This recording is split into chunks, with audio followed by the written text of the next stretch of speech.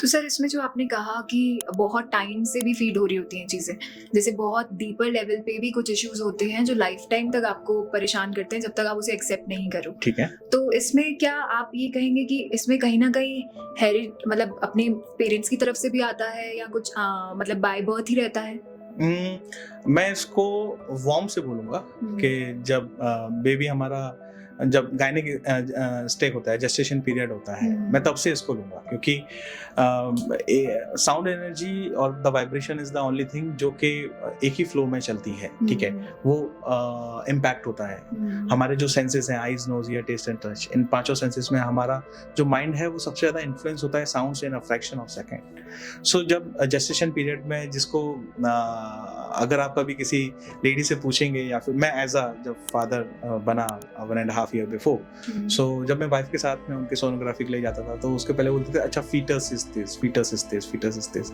Then after 1.5 month और 2 month उन्होंने बोला कि now the baby is this. तो फ्रॉम फीटस टू बेबी के बीच में एक साउंड आता है जिसको हम हार्ट बीट कहते हैं, जिसको नाद ब्रह्म कहते हैं। हुँ, ठीक है, हमारे स्पिरिचुअलिटी में उसको नाद ब्रह्म कहते हैं, जो कि जीवन की प्रेजेंस को बताता है आपका, the sound of the heart beat. Okay, so उसके बाद में वो बेबी बोलने लगते हैं। सो जैसे ही वो बेबी एक्टिव होना शुरू होता है देन फिर आपका ग्रो करता है, आपका बॉडी ग्रो करता है इंटरनली, एंड देन फिर वो सराउंडिंग्स के साउंड्स को एब्जॉर्ब करना शुरू करता है। तो जस्ट दैट्स व्हाई कि जब बेबी शुरू होता है ग्रो होना, सो द मदर एंड सबसे इम्पोर्टेंट मदर की जो सराउंडिंग्स में जो लोग हैं उनको टेक केयर करना चाहिए कि एक न्यू चाइल्ड, न्यू पर्सन आने वाला है in the world. So we have to be fill the surrounding with positivity, with great thoughts, with inspirational thoughts, motivational things.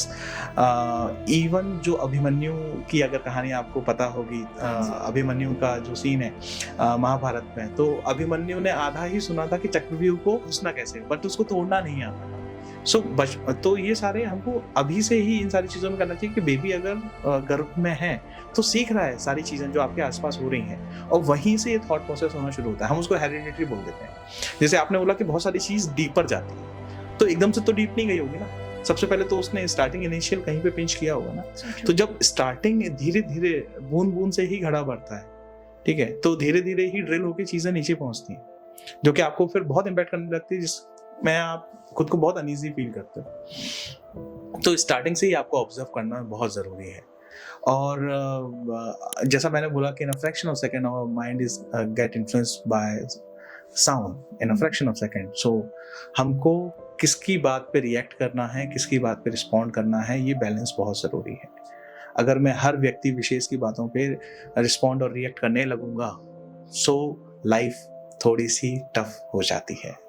Wonderfully said sir, wonderful. Yes.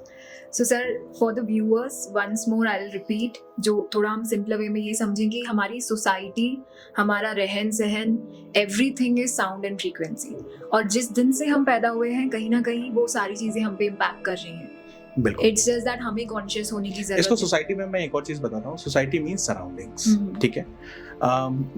अगर हम जिस प्लेस या location पे हैं उसमें multi diverse of society of people रहते हैं, अलग अलग थॉट प्रोसेस के साथ में, अलग अलग कल्चर के साथ में रहते हैं।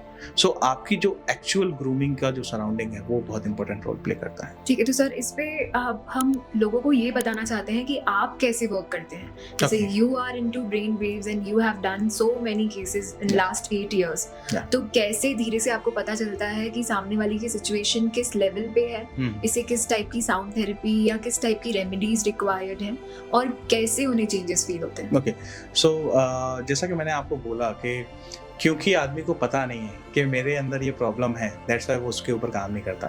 सो दैट्स माय वाई कि मैंने इस काम को क्यों शुरू किया, ताकि मैं लोगों की मदद कर सकूं ये उनको बतलाने में कि उनका माइंड कितना हेल्दी है। कई बार किसी की लाइफ में सक्सेस मिलती है या फिर उसको अच्छा लगता है, नहीं लगता है, तो दूसरी चीज़ों के ऊपर वो डिपेंड होना शुरू कर देता है। यार किस्मत खराब है, अभी तो लकी नहीं चल रहा, इतनी मेहनत के बाद भी आउटपुट नहीं मिल रहा, तो वो थर्ड फोर्थ रिसोर्सेज के बारे में सोचने लगता है, अरे यार शायद किसी ने कुछ टोना टोटका तो नहीं कर दिया मेरे ऊपर।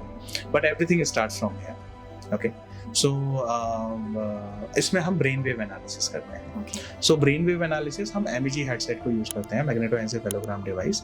सो it is a USA patented technology and developed with the help of IBM team. And इसमें जब हम किसी भी इंडिविजुअल का ब्रेन वेव एनालिसिस करते हैं तो उससे हमको मोर देन 35 प्लस पैरामीटर्स और स्टैंडर्ड 15 पैरामीटर्स के बारे में जानने को मिलता है। इसमें हमको पेनिट्रेशन लेवल के बारे में जानने को मिलता है। पेनिट्रेशन लेवल इज बेसिकली कि आपके अंदर स्ट्रेंथन कितना है, मींस हमको पेनिट्रेशन 5 मेजर ब्रेन वेव्स का मिलता है, alpha, beta, gamma, delta and theta. हर एक ब्रेन वेव्स अपने आप में एक कैरेक्टरिस्टिक्स को ग्रुप ऑफ कैरेक्टरिस्टिक्स को रखती है। तो जैसे अल्फा ब्रेन वेव है तो अल्फा के कैरेक्टरिस्टिक्स होते हैं कि कंट्रोल ओवर ब्रेन कितना है, thought balancing, positivity, visionary. And beta is for the intellectual, interpretation, learning and grasping, memory retention. Gamma is action, reaction, implementation, irritation, aggression, anxiety, mood swings. Theta is for the thought process, feelings, emotions, rigidness, bluntness, negative thinking, complex thinking, overthinking. And delta is for the quality of sleep, satisfaction, self-esteem.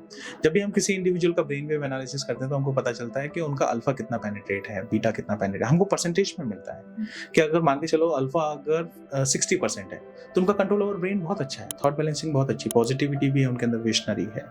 Then फिर अगर उनका alpha level is around 20 to 30%, so according to the age also the remarks can change. But एक example के तौर पे अगर एक 30 years के इंडिविजुअल का अगर अल्फा लेवल अराउंड 20 to 30% के बीच में है तो इसका मतलब उनका जो कंट्रोल ओवर ब्रेन है वो थोड़ा सा इम्पैक्टेड है, थॉट बैलेंसिंग इम्पैक्ट है। इस कारण से उनको प्रॉब्लम आती है प्रायोरिटी सेट करने में, जिस कारण से उनके अंदर हल्का सा कंफ्यूज स्टेट ऑफ माइंड बना रहता है। ठीक है, तो चीज़ों को थोड़ा सा डिले करते हैं, प्रोक्रास्टिनेशन करते हैं। Then beta is for the intellectual interpretation, learning and grasping. So अगर किसी का 40 to 60 की रेंज है तो बहुत अच्छा है, उसका स्टैंडर्ड 40 to 60 है। बट अगर उसको आगे और पढ़ाई करना है, करियर करना है, ग्रोथ करना है तो फिर 60 to 80 is very good for that. तो करियर के लिए उसको काफ़ी हेल्प मिलेगी, a good beta level.